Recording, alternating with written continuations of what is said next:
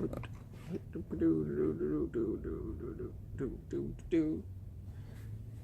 it rolling? It is rolling. All right.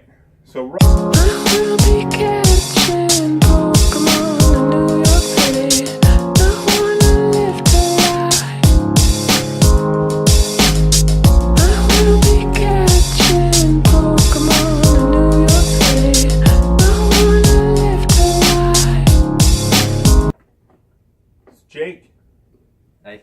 I'm Jesus. We're from Acropolis Games. We're going to do a little bit of an overview about this really cool game called Rumble in the House from Cool Mini or Not. There's a whole line of these games, the Rumble in the Dungeons, Rumble with Cthulhu. They're all relatively the same game. We're going to do some videos about games that I call the Thanksgiving games or the girlfriend games that you can teach in just a couple minutes. Lots of fun. So my girlfriend. Never mind. So we're going to give you a little overview of this, and then we'll talk a little bit about it at the end.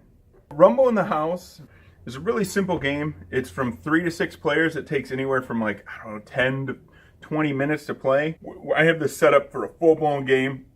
You have a score pad here for everyone's color.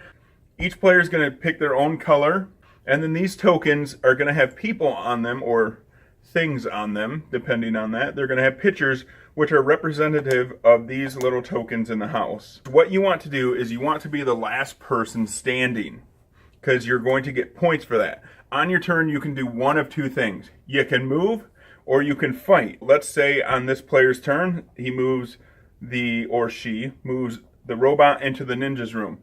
The next person could choose to make them fight. When you fight, you remove one of them from the game board, placing it up top in a row.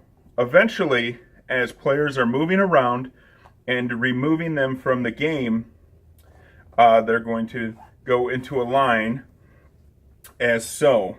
So at the end of the round, this one, and this one are worth 0 points. And then you're going to gain points for each one of these. The last person is worth 10 points. And then this is, I think, worth 1 point. But it's very simple. You're going to score points according to when you were removed. Everyone's going to flip over their tokens.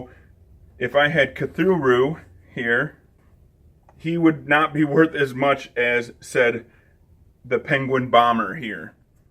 And so, oh, look at that, Jake. It's almost like you cheated. So, we have this penguin here that would be worth the most points. You would score your points. You would reset the board, and here's the other cool thing. These are double-sided, but the room tiles don't really mean much. You could just do this, and I know I just made a huge mess, but then you just place them together in any way that they're connecting, and you rebuild the house, which is awesome. That's kind of part of the fun, too, is just coming up with the Extreme Makeover volume, whatever this is.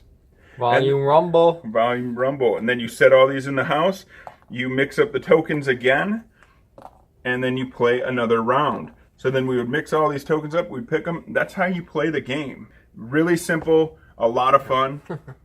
And it's pretty inexpensive too. I think this retails for around $25. You can bust out this game and play this with practically anybody. I've played this with small children, and I've played this with adults that act like small children. Rumble in the House. What do you think, Jake? I love this game. You taught me this game a couple weeks ago, and I think we played 10 games in a row. It was a lot. It was a lot of games in a row. We just couldn't stop playing. It was so much fun. A lot of these games some people can get too competitive. Mm-hmm. This game is so random because you don't know what other people are going to move. They don't even know who their own players are at the beginning of the game. So it's a lot of fun. It's just no hard feelings throughout the game. It's just super fun the entire time. Even if you're removed first, like you said, the randomness of the game, there's been a couple times where I was the first person out of the round and I knew I was not getting any points. So basically you just spend the rest of the time trying to mess with everybody else, and which is almost more fun.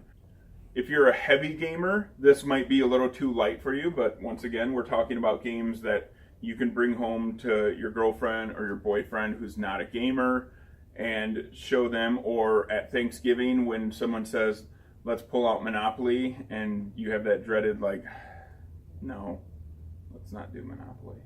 You can pull this out, and everyone's going to laugh and have a good time. I think... never do Monopoly. Yeah, never do Monopoly. Unless it's Monopoly Gamer, then it's okay. So this series, I think, is really, really good. I feel very confident that you could take 2 of these games and just have a giant rumble happening. I think that would be really fun. If you need to get one, it's $25, a ton of fun. You pick your poison. So if you want it to be a dungeon with dungeon characters, there's a rumble in a dungeon. If you like the Cthulhu, then you can Cthulhu, you can get that. Or this one, which is kind of just a mishmash of everything. So that's Rumble in the House. This is the Acropolis giving it a thumbs up, saying, great game. Great game. I gotta go. All right, hey Jake, thanks, bud. I wanna be careful.